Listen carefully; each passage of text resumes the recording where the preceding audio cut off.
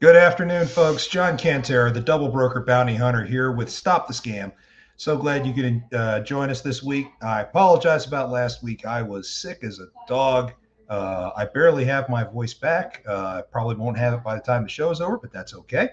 But I really wanted to make sure that we got this show going because joining us today are some special guests. We have uh, Rob and Hunter from the Logistics Lounge joining us.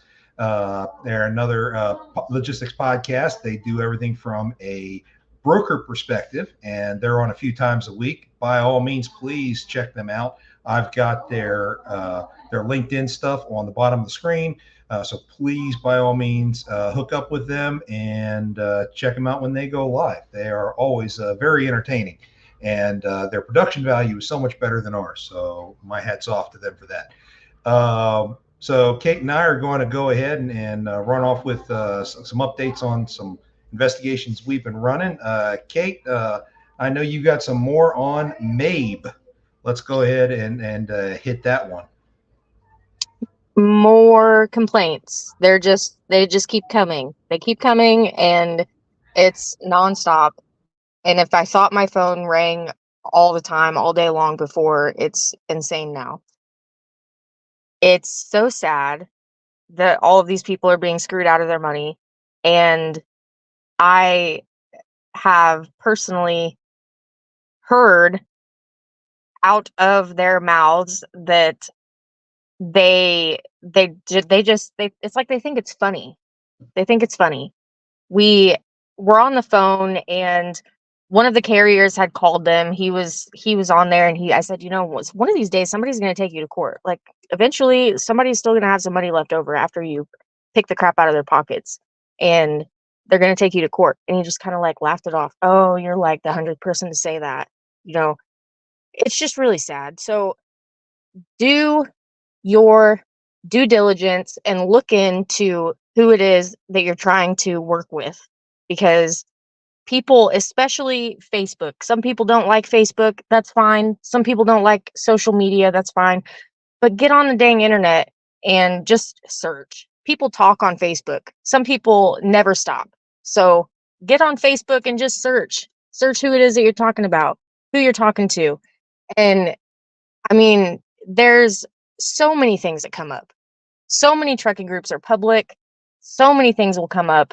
It's insane. So the FMCSA, originally I was going to try to compile all this information myself and present it to the FMCSA.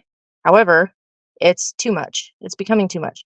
So for anybody who has an issue or has ever been um taken advantage of, I guess, in terms of authority leasing or any kind of anything as it relates to leasing anything in the logistics world, there is actually a new division, I guess, or a new something they created within the FMCSA.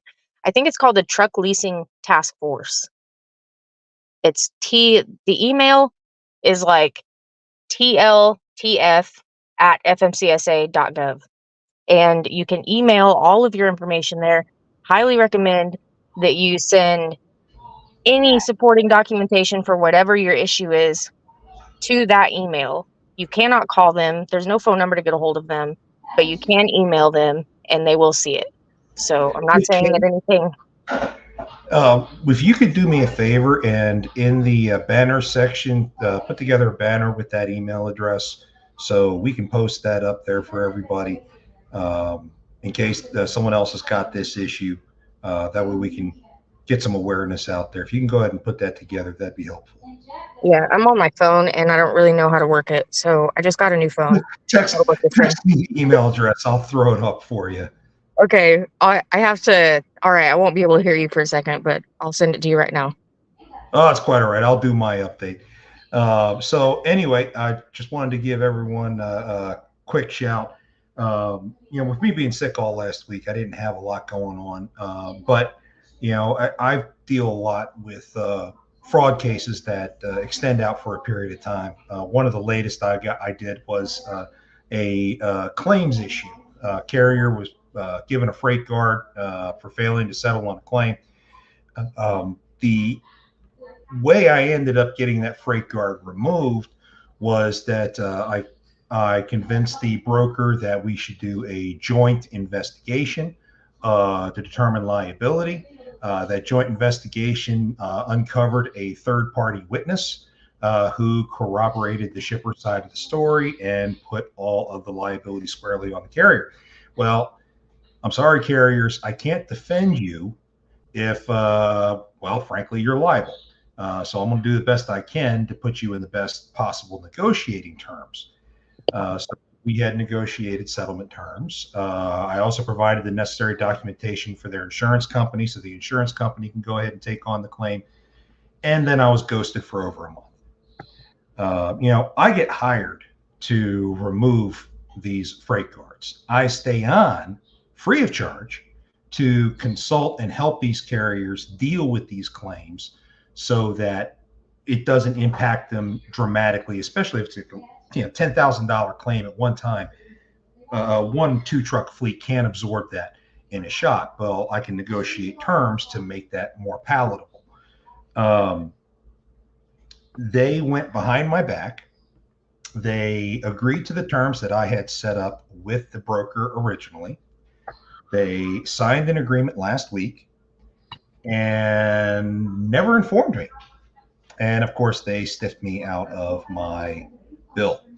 So there were some choice words over the weekend when I found out about all this, and we compelled them to pay. Of course, they are doing everything they can to complain about it, but I've got a service agreement, folks.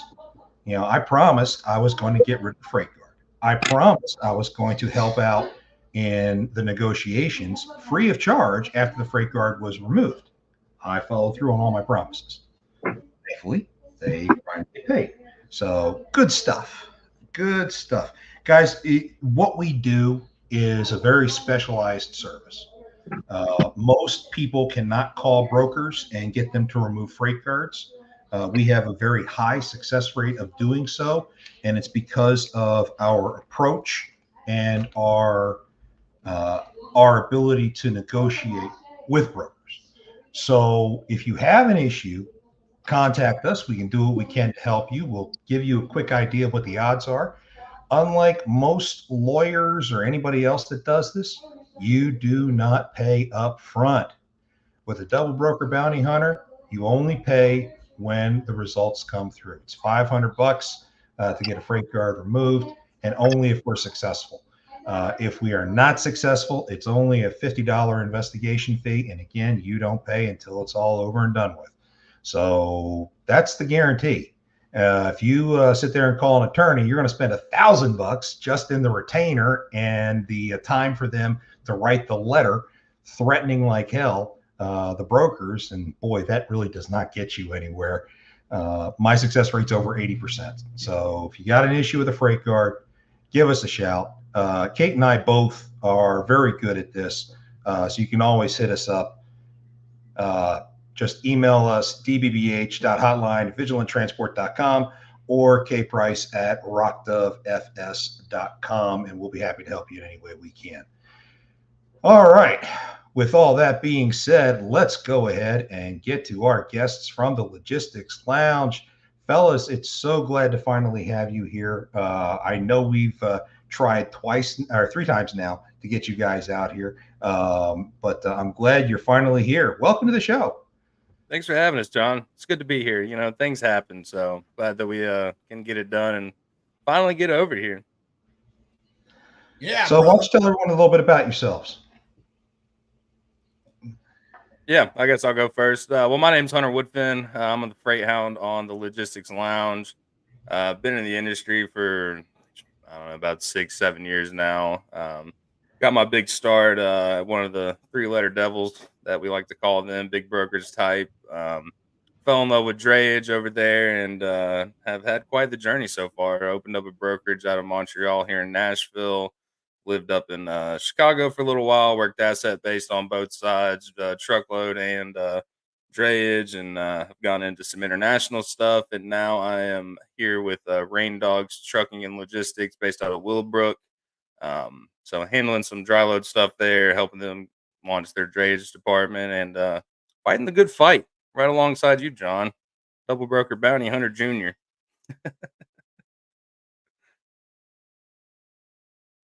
Okay, Rob, tell us a little bit about yourself. My name's Rob. There you go. That's all anyone needs to That's know. all- I mean, that's all- that's all. just from the all you beard, need to know. that's it. Robert Peterson. Everyone calls me Pedro Potato.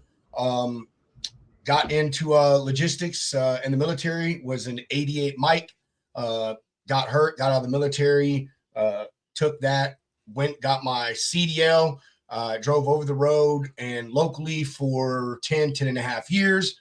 Put myself through school behind the wheel of a truck. Got a degree in logistics management or logistics supply chain management. Several other certifications and stuff in logistics, and went and worked on the I guess you say the shipper side. I was a transportation manager at a company that contracted through Home Depot. I was a logistics manager for international freight at the airport at Dallas Fort Worth, and fell into brokering.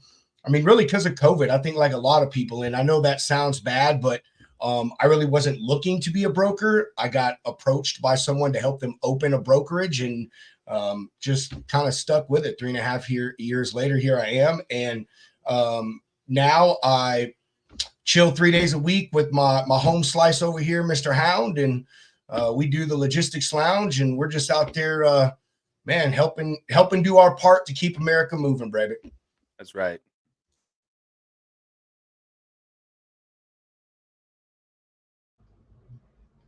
Had some there, minor John? technical There you are. difficulties there for a second. That's what happens when someone tries to call your phone while you're trying to do stuff. Hunter, don't you say a word. Oh, Don't you say a word. it's okay. We got technology Rob over here for a reason. He is the troubleshoot bottleneck. I wanted to throw up the email address that Kate was talking about earlier. We will make sure that we feature this on future episodes as well for those who may miss it. But if you have any issues with leasing problems, if you're an owner operator, this is the email address that you send your complaints to. If you're going to bother sending a complaint to DOT, do yourself a favor. Have good evidence, number one. Number two, speak professionally in your email. You need to describe the problem. You need to describe the impact that it had on you, not just this guy's a piece of turd. You know, I mean, you can't just put that in an email. They're not going to take you seriously. So please make your emails professional. Give as much factual information as you can, and that gives DOT something to look into if they go in and they investigate your claim. So just a friendly tip there. And if you have issues with this in the future, you can always contact us. We can help you put that email together. All right, back to it with you guys. You know, I was first introduced to you guys probably about 6 months ago. You guys did a show on fraud in the industry and invited me on. Thank you so much for that. And you've done a few more shows since. But boy, you guys have been deal with fraud on a completely different angle. I mean, I represent carriers, and you guys are coming at it from the broker side. So what you got? I'm opening the door for you. Where to begin? Well, I guess I'll start off here. So the first time I really started seeing the double broker forefront, and I'm sure this is the same with a lot of other brokers, is that peak time around March of 2022. The world's shutting down, America's shutting down, everybody's getting scared, getting sick, refusing to go into the office, if they can even go into the office. And the great Glendale scam started sweeping the nation.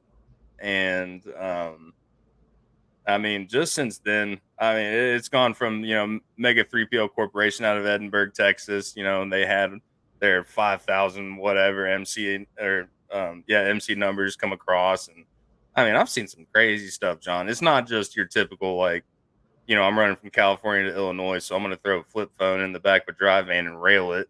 and just tell you that the truck's been breaking down across the country for 7 days. It's been just John Wayne's coming across. I don't know why all these double brokers think that every American has two names. I've seen an entire double brokerage operation where they had wrestler names.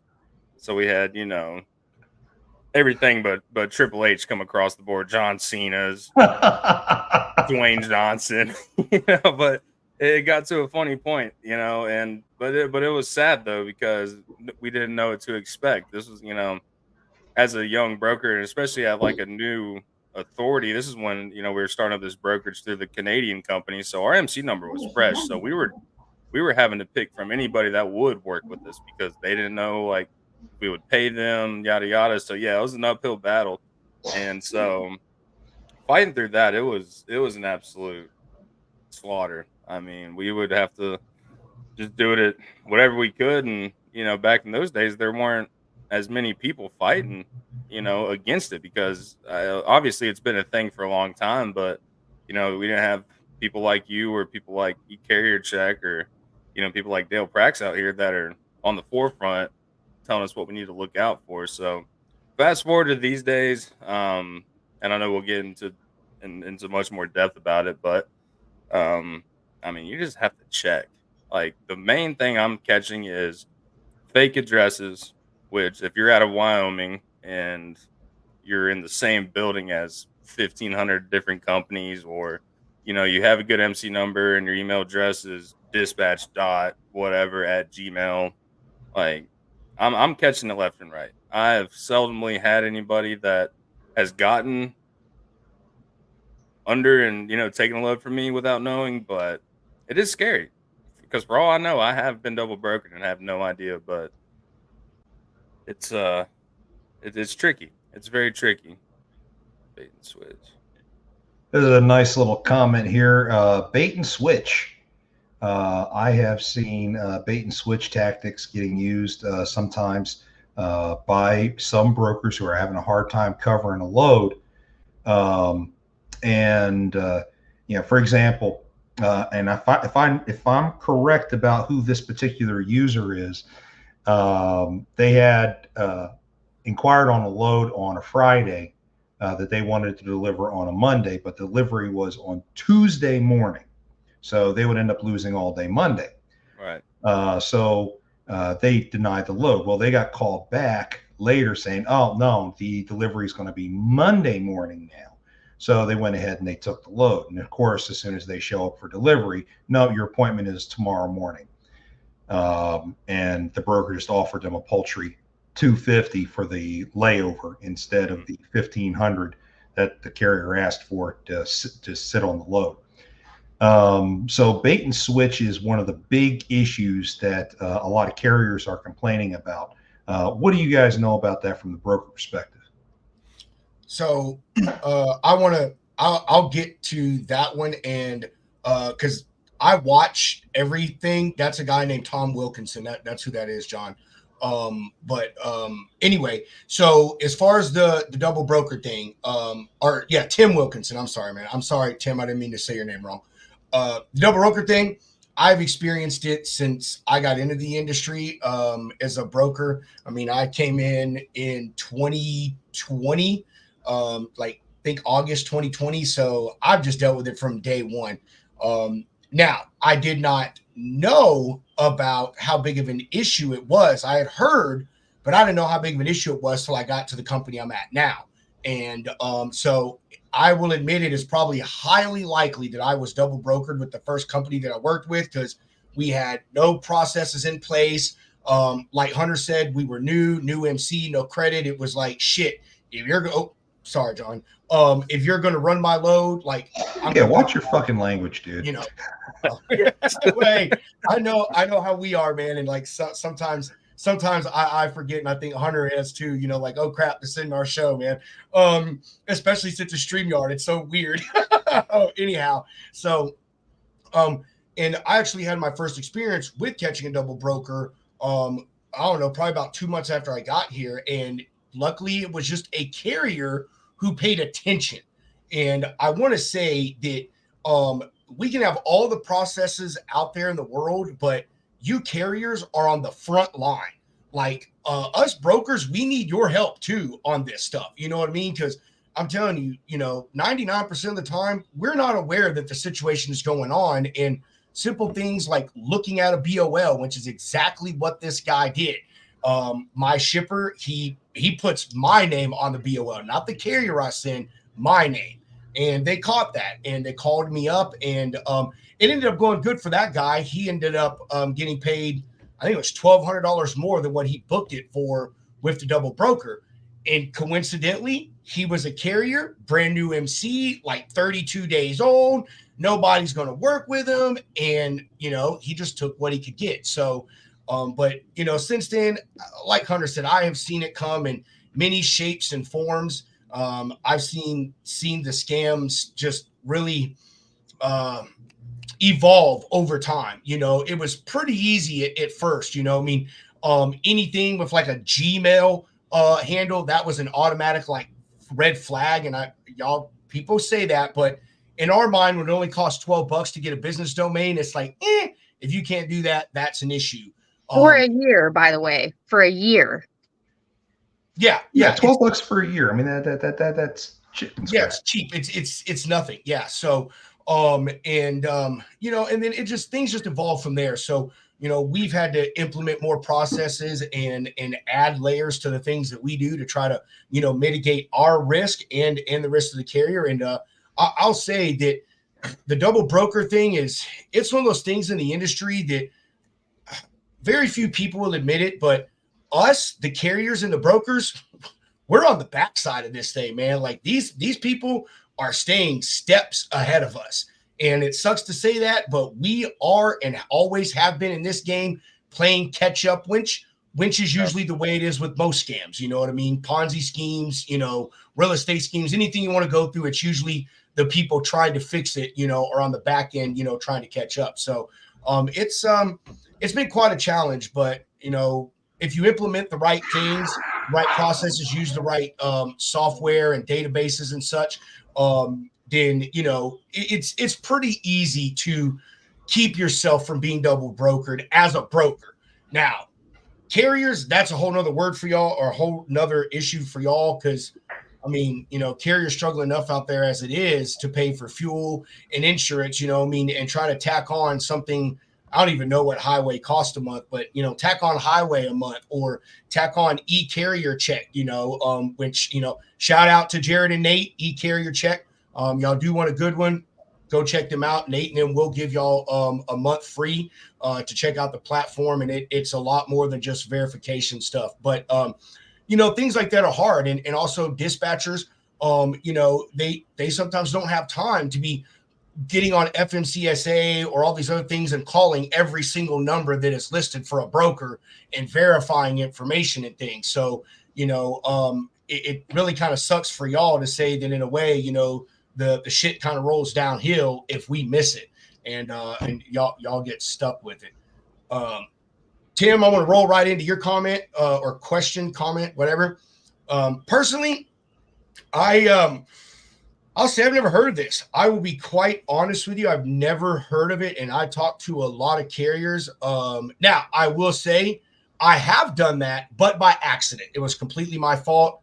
I set up an appointment one day, and it wasn't correct, and I ended up paying the guy like $500, which is, he asked for 1,000. We made it 500, and I still lost 400. But obviously, man, that's shitty practices, on a broker's front. I don't see the point in booking a load just to lose $250 because the shipper's not going to pay that. So unless they're making a crazy margin, that's really just a waste of time, to me and anyone else. And also, maybe brokers don't care, but this broker does. It makes you look bad, man. And it continues to drive that narrative that brokers are dirt bags and always doing underhanded things and stuff like that. And Hunter will agree with me as soon as I shut my mouth, but I can't stand that shit. I can't stand that. Like, just in the military, John, you get it, man. Hey, honesty and integrity. Those are like the two most valuable character traits you need to have in your life, period. Be honest with any and everybody that you come in contact with, whether it's personal or business, and have some damn integrity about yourself. You know what I mean? So, yeah. Sorry, Tim. I really can't speak on it besides saying, like, what a shitbag. Yeah. I mean, that just does come down to sheer dishonesty. And I will hold my tongue, but I have an idea of a group of people that would potentially do this because you know what? You tell the carrier what they want to hear, they sign the rate con. Well, carriers aren't reading that fine print. So they go there and they sit and, they have a day of just being stuck. Well, hey, man, you signed that contract, $250. It is what it is. But yeah, that is absolutely just unfair. I mean, I don't know any other way to get around that except for just know the broker that you're working with. Can we That's touch on warehouseman documents for a second? yeah. It's your show, Kate. Also, Well, I meant kind of from a broker perspective, because that kind of has a lot to do with the broker. It goes to the broker. So, have you ever been hit with one? Has anybody ever given you one? Hit Say with the that what? again. A warehouse. What? I heard document. That's what I heard. Yeah.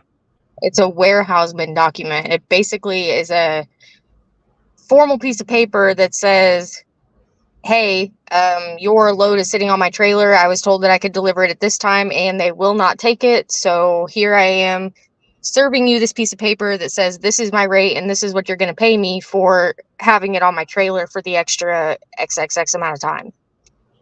I have No, not. because The only thing I've had an instance in that is like, like especially delivering to like some of these bigger warehouses where it's you miss this appointment or they don't have an appointment. It could be 2 weeks out, but the shipper's gonna, you got to get it out regardless. So it can be a tricky situation. But the only instance I've seen of anything close to that is a carrier threatening to hold the load hostage, which really sucks. Or you got to find somewhere else to deliver. always a bad idea, folks. Yep. Always a bad idea. Or you have carriers like Rob's that will push them off the side of the highway.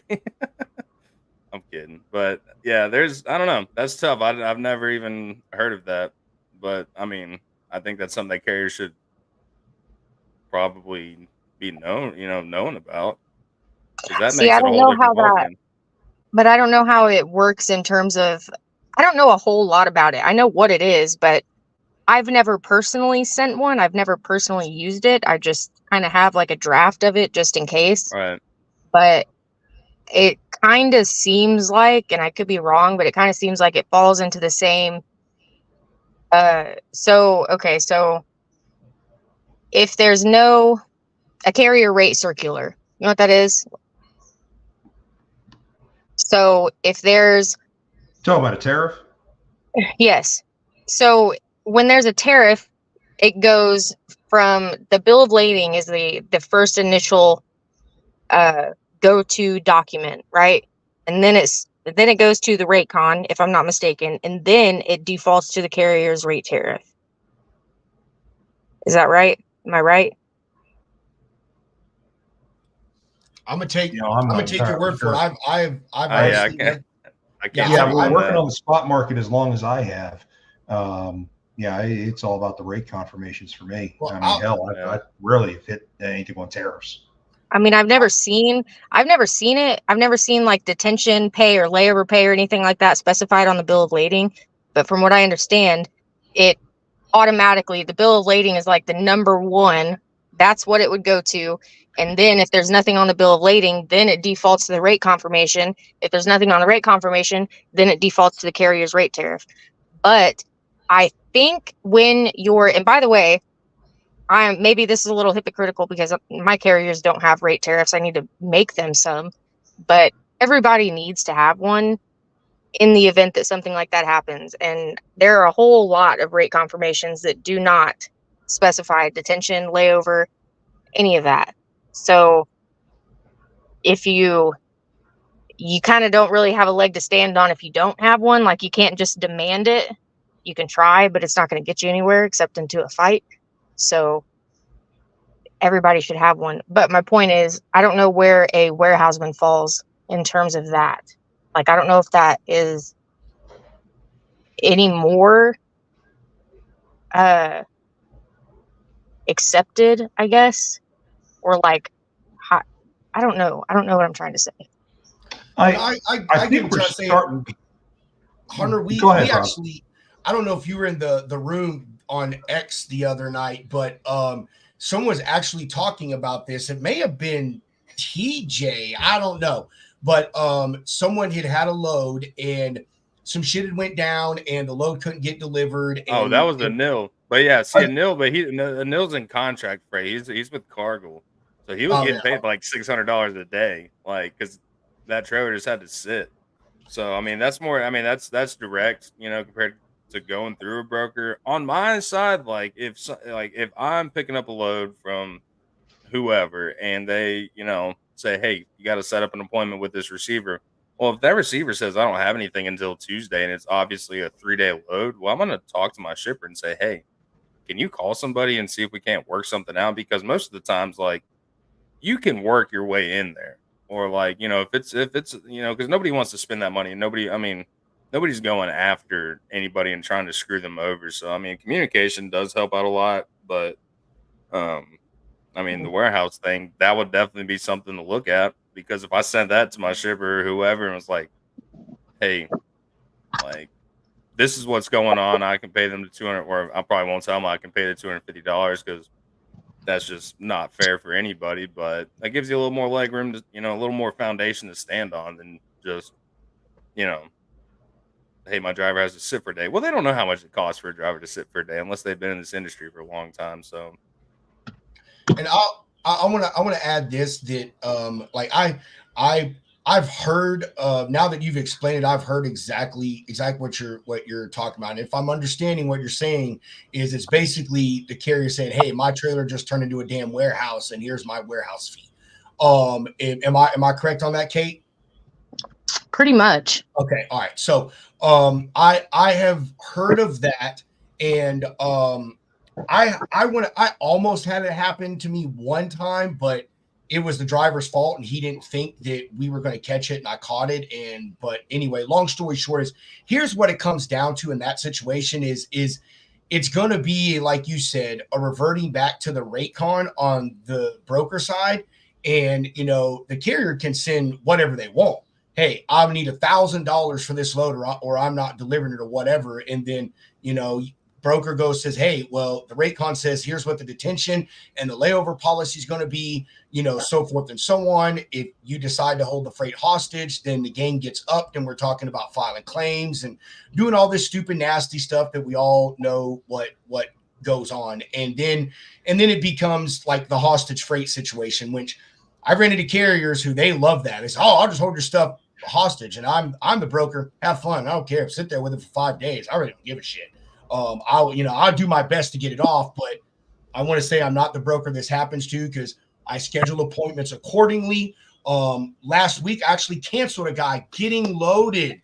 He was getting loaded, and the place came back and we said, dude, we cannot take this for another week. And I paid the guy $250 tow new, and he only drove 5 blocks, but completely my fault. I didn't know, and stuff like that. So I don't know. I mean, I've heard those things, like I said, but you kind of gets in that gray area right there, because like you said, it's the BOL. Really, things aren't specified on there. Then it's going to roll to the rate con, and unless you're a carrier who by some miracle of Jeebus was able to get a broker to sign your carrier agreement saying this is what my fees, tariffs, all that stuff are, then you have all the ground. I will say that. Now, to back up, good luck getting most brokers to sign those things. I know it sounds crappy, but I'm just saying good luck doing it. But yeah, I guess that's my 2 cents on it. Do they have to sign it, or is it, because I always thought that it was that they have to be aware of it. The broker has to be aware of it. So like so when I sign up with a broker and I send over my W-9 and my notice of assignment and my COI and authority letter, I would also have to send over that rate tariff. They just have to know that it's there. I don't know. I'm not the legal guy, but I would say that, okay, it would, I don't know, gray area. I'm not a legal person. I really don't want to comment on it, but I would say it's just like everything in this industry. It doesn't mean shit if it ain't got a signature on it. You know what I mean? Yeah. Or something not notated somewhere. You know what I'm saying? And, and I'll tell you from from someone who, when my first job as a broker, those guys coincidentally, it was two guys and both of them were carriers. They owned a combined like 7 trucks. And that was their move. Hey, we're a carrier, want to get into a broker. And they actually had a carrier agreement that I sent with every single packet. And I'll tell you, I don't think I had that thing maybe signed one time, which, you know, kind of sounds hypocritical. I can see where it does, you know, because the broker makes sure that you sign theirs. But I mean, again, I don't know. I can't really speak on legalese of it. But yeah, I would think it would have to be signed by myself, you know what I mean? Or something like, hey, I sent you this tariff thing. I need you to acknowledge that you've seen and understand it. So even if they don't sign it, you know, you can have something in an email saying that. But again, I mean, good luck with most brokers signing it, because legal departments and stuff just aren't going to let that happen, you know. And I guess you just chalk that up to another one of these things in the industry that, you know, we got to try to come together on somewhere somehow, and, you know, start making some standardization and agreements on rates and fees and tariffs and, you know, all of those things. Yeah, but that's also been one of the issues that have been taking place that have kind of driven a wedge between carriers and brokers over the last couple of years. You know, compliance departments have never been so robust, and it's because of all the scammers that exist in the industry these days. But every medium to large brokerage out there with a dedicated compliance department, they are very particular about their requirements. It's so much so that the relationships that someone like me might have with, say, you guys, if I try to book a load with you, if the carrier I'm representing doesn't cut the mustard for your compliance department, it doesn't matter how good our relationship is. You know, it's not going to happen. And you're finding that these compliance departments are really taking over the industry more so than brokers versus dispatchers or carriers. At least that's just what I'm seeing on my side. Hey, Ken, I just private you, but or privated you, private chat you. Can you pull up? I believe it's still Tim. The as a broker, how would you deal with this comment? Tim, man, if I was the broker in this, well, I fucking would be the broker in this situation. So I just want to put that out there to begin with. I never ever would do that to you. Here's my thing. Me personally, I would call in every favor that I can, man. You know, get with my shipper, you know, calling the receiver, doing everything that I can do to get that taken care of. I guess worst case scenario would be trying to transload it. But I mean, yeah, I would just be calling everyone I could to try to get you in there and saying, hey, like, I'll pay a fee. You know, some places, even if you don't have an appointment or they say they don't have an appointment, you know, they'll have, and I've had this happen more than once, a secret fee schedule where you can pay $250 to squeeze in on a non-scheduled appointment, you know, something like that, you know. So I mean, that's what I would personally try to do. You know, if I was one on there, I mean, really, that's only the only course of action that I know of. So, but I don't know. I wouldn't be that broker, man. I mean, you know, knock on wood, I haven't yet, and I would be. I'm pretty good on making sure that appointments and stuff are set, because that stuff's real important to me and y'all. I have to admit, in my experience, when any of my carriers have wound up in a similar situation, you know, you go to Walmart or Amazon, you got a fixed appointment schedule.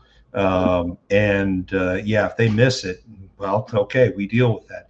But usually the broker has bent over backwards to make sure that we can find a cross dock or something to get it off the truck so that our truck is not being used for storage and we can continue earning.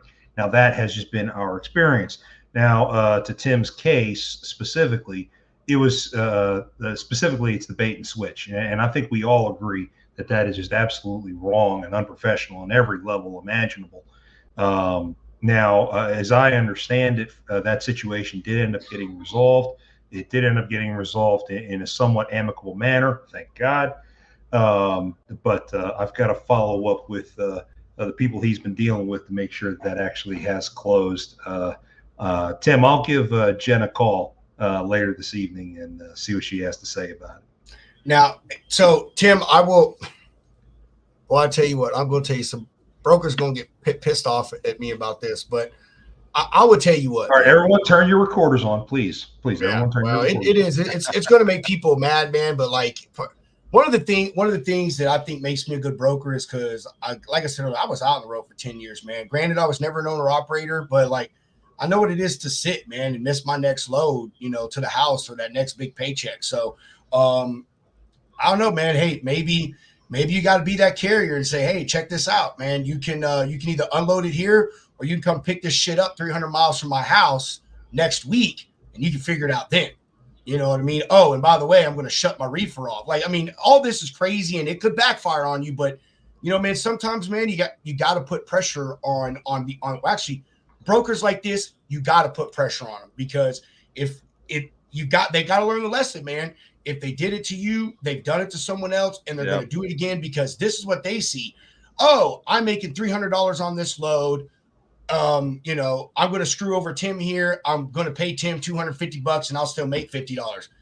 Why they would do that, I don't know. That's just a waste of my time personally, but I know they want to make their customer happy. And so, man, sometimes you just got to teach them a lesson, dude. And if I was in a truck and you didn't get me unloaded and I had somewhere to be, like a vacation thing, oh no, dude. Hey, you can come pick this up from XYZ Main Street, partner. You know what I mean? I'll give you my cousin's phone number. He'll be there, and you can work with him and get it unloaded. But yeah, I really don't know what else to do, man. Except for blow that broker up and try to get him to do something, or maybe you try to take it in your own hands. Call that shipper and or that receiver, see what you can make happen, man. I have had some carriers like bully their way in there and get that shit unloaded. Like, get out of your truck, talk to somebody, and throw that carrier under the bus. Like, you can play the dirty game and like call that shipper and just say, hey, this guy lied to me. Like, you can send him emails, whatever. Because 1,000%. you know what? Nobody should be out there doing business like that. Just as easy as a broker can go and throw a freight guard report down for the silliest shit. Like, you can take a customer away from them for pulling. Oh yeah, like this. I bet you Hunter probably agree that customer, that shipper probably has no idea that this is going on right now. No, none. Because like I said before, it takes a phone call. Like they'll move the load. Like a lot of times they can just move the load, unless it's something where it's like we have to have unless it's like based on production, and if this load doesn't get here, like, and our whole warehouse is going to shut down. No, they can typically move something around based on like that scenario. To warn all the carriers who are watching here, be very careful when you try to sit there and assert yourself when you're dealing with brokers. Okay. You have to be professional. You have to make sure that you're paying attention to your legal options. If you have access to an attorney, definitely want to talk to them, because holding cargo hostage is a bad answer. Don't do that. And don't show up at a carrier's house. Opening up the back of the truck, screaming towards the back of the warehouse, and slamming the brakes so all the cargo goes sliding out of the truck. Bad answer. Carriers are very proud about what they do. And they're very passionate, but that passionate can come across in a negative way. So be exceptionally careful when you have issues. If you have a third-party dispatcher, such as myself, working for you, use your dispatcher to make that communication between the broker and the receiver. They can usually work something out. If you do not, make sure you're talking to the broker. The best rapport that you can possibly have with the broker is going to help alleviate a lot of the issues that you can come across. And it's a matter of working together. Whether or not anyone doesn't have a solution, that's fine. Find a way, stay on the phone with each other and just figure it out. And that's really going to come a long way into preventing issues for the future, like freight guards, claims, and all these other things. So just throwing that out there for the carrier. I appreciate you saying that. And let me back up. I am by no means saying that is what you need to do. I'm just saying that sometimes, just like brokers put pressure on carriers and shippers put pressure on brokers, like sometimes you've got to put pressure as a carrier on a broker. But I will tell you this, the level of professionalism and the way you do it matters a lot. If you call me and screaming at me, telling me this is what you're going to do, it's probably not going to go your way. Just like you wouldn't do something for me if I call you screaming at me. But if you call on your plight, say, hey, look, man, this is what's going on. I've got things to do. I've got somewhere to be. I've got this happened and that happened. I can't change it. This is affecting that. Like, we need to figure something out, or I'm going to have to do what's best for me. But like John said, be polite, professional with us. And, Tim, I know your situation is a little different, but, I would, man, try to lean on it, put some pressure on, call the receiver or go back to the receiver, talk to them, call that shipper and talk to them, because that shipper, they don't want their freight sitting on your truck any longer than it needs to be. Like, believe me, they don't, because that stuff has to get delivered for them to get paid. So, a lot of those times, if you start getting the other people involved that the brokers like to try to keep out of the situations like this, then things will get done. And I also want to add, this isn't saying for every little problem that goes out there, you start calling receivers and shippers and yelling and screaming and complaining. But it comes down to things like this, man, where when, you're out of hands to play and you're out of chess moves on the board, sometimes you just got to do what you got to do and lean on someone to get them to do what you need to do. So for carriers, first start with the broker. Don't make it with the broker. Talk to the shipper and the receiver and talk. It's not a one-way conversation. You don't need to shout at anybody. Everyone is interested in getting that cargo off your truck. Okay. No one is interested in trying to screw you over, at least in most cases. And keep it professional. Please, for the love of God, keep it professional. And you can get through pretty much anything at that point. I agree. I agree with that. I think that's 100%. a thing sorely missing from this industry now is everyone calls themselves a professional. And man, I go through most of my days. I'm like, I don't think I encountered one professional today. They must all take the day off. Yeah, it's just one of the things about this industry. It goes downhill fast sometimes. And, there's a lot of frustration and a lot of anger out there. No one's making a lot of money right now. So people are stressed out. And that stress is really wearing on everybody else. And it shows. It's just something that everyone needs to do better in dealing with. And, if you ask my wife, who's a licensed professional counselor, she'd say go into counseling, which is something I've been meaning to do for a while, and I probably still should. But you need to do something to try to tamper down the intense passions that this industry provokes. Dude, your wife should be an on-call arbitrator for things like this. You know what I mean? Like, the carrier gets mad, bro gets mad, your wife jumps in. Okay, Steve, how about you tell Pedro what you're feeling right now? Yeah, she could be a mediator. We're going to start that at $200 an hour, guys. Yeah. Oh God. I don't want to see that invoice. Yeah, Tim, I'm sorry. I'm sorry you're dealing with that, man. I mean, it sucks to hear, but honestly, I'm not surprised. I know Hunter's not. I know John's not, man. There are some really bad actors in our industry on all sides. And I think that I like what John said, man. There's a lot of stuff going on out there, and temperatures are running high right now. They have been for a while, and things are starting to boil over and come to a head, and everybody's just kind of, going to the extremes now versus, hey, let's go back and let's be adults and let's talk about things and let's do things the professional way. Let me as the broker make sure that when I give you information, it is 100% accurate, or as accurate as I have available to me. And, and carriers, doing the things that you say that you're going to do, being there at these times, other mitigating circumstances, aside or whatever. But, everyone just going through and doing their job, I think, is honestly the one thing we're all missing here. It, like, when you get right down to it, I really think that's what it is. It's just everyone just do your damn job. Shippers, man, hey, give accurate information, pay good rates, be flexible. If a driver's 15 minutes late, you were supposed to close 15 minutes ago, like, dude, chill out. Like, just unload the guy or the girl and get them the hell off your property. Brokers, like I said, be honest, be transparent, with as much as you can. There are some companies that will not allow brokers to give out certain information like shippers and receiver info and stuff like that. So, really just everybody do our jobs, man. I really think if people just did that, aside from all the double brokering and the scam stuff, I think things would go a lot smoother, man. I really, really, really feel that in my soul. If we would just all wake up and do what the hell we're supposed to do and not try to find a way to screw each other over every day, things would be so much better. It's just like Dale said here. It's simply treating each other just like humans. We're all people. We got things going on at the end of the day. Like, come on. Just do right by one another. Life's easy. People make it hard. Unless you follow the logistics lounge, then you are the lizard people.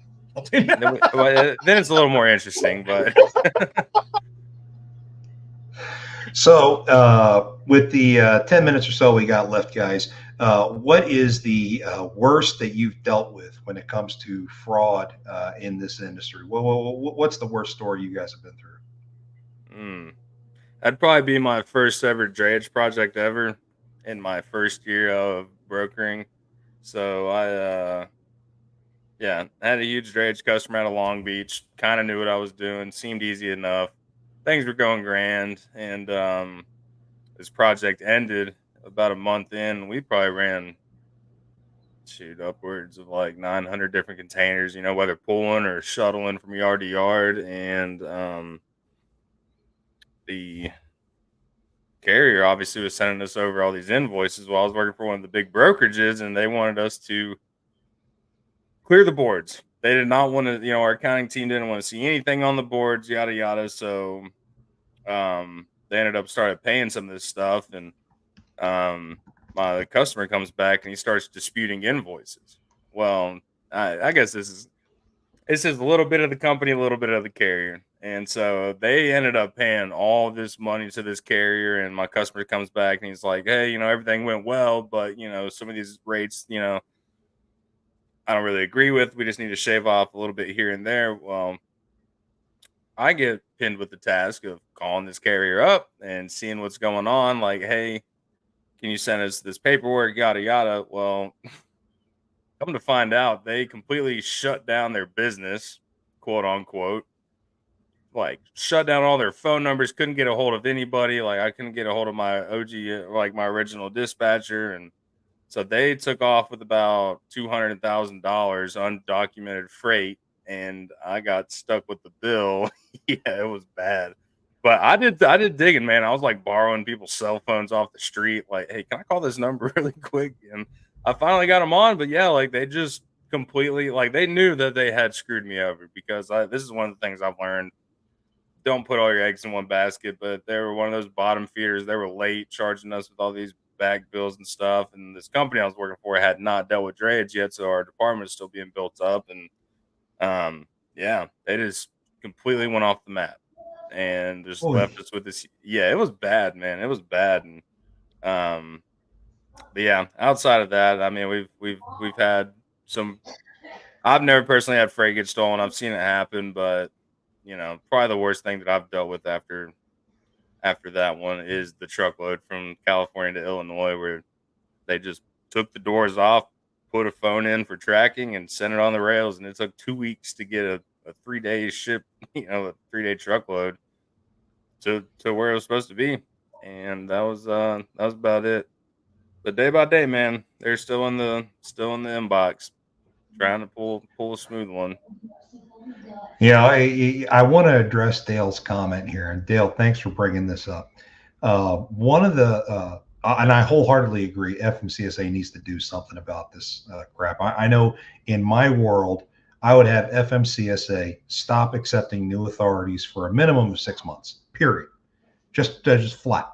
And that would help go a long way to try to clean up the industry. But the reason why they can't is the Motor Carrier Act of 1980, where anyone who has the capability and checks the boxes on being able to get an authority is automatically granted an authority. So there are supposed to be no barriers to entry into this industry because of the Motor Carrier Act of 1980. So that is definitely something that needs to be fixed before you can hold FMCSA's feet to the fire about granting authorities to anyone who just steps up and says, I want an authority. They're required to do that by law. So fun stuff on that one. What about you, Pedro? My tidbit on that thing real quick with Dale is I've said it for a while now. When it comes to FMCSA, that shit needs to be privatized. 1,000%. Those people are just sitting over there, their fancy cushy jobs with their GS 15 or 22 fucking rating, making $90,000 a year. They don't give a rat's patootie who comes in this thing. But you start subcontract that stuff out to people like John and Udell, like Freight Validate and freaking eCare Check, all these people, folks that care, then things will get done and stuff will start being fixed. Until that, hey, I won't, I say all the time about what the great communicator says, man, there's nothing that the government can do that the private industry can't do better. On the worst double broker thing. So one of them, I really wouldn't say that I got scammed. It was more a factoring company got scammed, but I had someone that picked up a power only trailer for me. It was a loadout. It was going down Laredo. They loaded it on a JB Hunt load, picked it up with beer. Actually, coincidentally, Tim, this one comes back to you. JB Hunt messed up on the delivery appointment. And it was only the time they put that it delivered at the beer place, I think at 10 p.m. and why on the Raycon it was not military time. It said 10 with a PM, and it was actually supposed to be 10 a.m. that day. And anyway, the carrier said, "Oh man, forget this. We live, 65 miles from here." And they literally dropped the trailer out of Love's and just left. And coincidentally, we ended up getting it fixed and all that stuff. But the factoring company called us, days later, asking us about getting paid for the loadout trailer that we gave them, and it was $1,000 loadout trailer. And we're like, nah. And they're like, "Oh, well, we paid them on this." And I said, "Did you by chance pay them on the beer load that was on it too?" And she said, "Who is that with?" I said, "JB Hunt." She said, "Yeah, we sure did." Fucking sucks to be you. So I didn't get screwed, but that's the worst one I've heard of. I will talk about one other one that I really don't know how to classify it, except it was funny as all get out. But I had a plant customer, a load got picked up by a carrier. That carrier took the load, took it to the receiver, and told the receiver, "Hey, can we drop the trailer here?" Because he wasn't going to be able to unload it that day because they came late. And he was like, "Yeah, sure. Just, drop it here. I'll unload it over the weekend, come back and pick it up Monday." Fast forward like 3 months later, he ended up selling that trailer under a lien and made like $5,000 off of it. They just left it there. Never came back for it. Never answered my calls, his calls, nobody's calls. So I don't know whose trailer it really – actually, I lie. I think it ended up being some mega carrier's trailer that they sold at auction. And they told him, "We don't care. We already got paid for the trailer." So he ended up getting a lien through the state of Georgia and sold that trailer to a buddy of his down the street for like $5,000. My God. John, you'll have to get Matt Clark on here sometime so he can tell a story. Yeah. Oh, I'd love to hear that. Dale, comment there. And I think this one comment here plays right into the fact that FMCSA does, literally a half-assed job. They go ahead, they grant the authority, but they don't follow up on what goes on the backside. And compliance is everything. Brokers and carriers are putting a lot of effort into compliance. Why the hell isn't FMCSA doing the same thing? Just what Hunter said. They want that money. Give them that money. They don't care. Oh yeah, that's it. It's just a revenue stream. It's up to us after that to figure out who the bad guys are. Yeah. Hey man, it's out of the Office Depot. Yeah. It's just like if I got a Coca-Cola vending machine sitting outside front of my house right now, right? And you go up there and I got, Coke, Sprite, Dr. Pepper, all this stuff in there, but when you press that Coke button, it's Walmart brand cola. You know what I mean? Or it's, Walmart brand Sprite. hey, as long as someone keeps buying those sodas, I have no incentive to actually put the name brand product in it. You know what I mean? So there you go, right there. Well, guys, why don't we take the last few seconds? Go ahead and plug your show when you guys are on that kind of stuff. Yeah, find us at the Logistics Lounge. We're on LinkedIn, YouTube, and X right now. You can find us on LinkedIn and YouTube at the Logistics Lounge. X, we are just at Logistics Lounge. We go on live every Wednesday, Thursday, Friday. Wednesdays and Thursdays at 3:30 Central Time, and Friday at 6 p.m. Central Time. You mean 4 p.m.? 4 p.m. Excuse you me. meant 1600. I knew what you meant. Yeah, bro. you know how it goes. You know how it goes. Seeing who's listening. But yeah, find us across there. We have some great content coming out daily. We have great guests. John Cantor was one of the first guests we've ever had on. Crazy to see how we're here now. You know, it's you were on when we were full circle, still figuring it out. But yeah, find us there. If you got any questions, you can contact me or Rob or Pedro at any of our personal pages or on X. These are our little tags below, handles, and yeah, be sure to go follow this guy if you're on our page. Much appreciated, guys. If you ever have any issues with fraud in the industry and you need some help trying to get stuff done, whether you're dealing with a double broker load, you're considering holding cargo hostage, dealing with claims, etc., just contact us, dbbh.hotline.vigilanttransport.com, or contact Kate at kprice@rockdovefs.com, and we're happy to help in any way that we can. Thank you very much to the guys of the Logistics Lounge. Definitely look forward to having you guys out again, and we will catch everybody out next week, 5 p.m. Central. Stay safe out there, folks. Take care.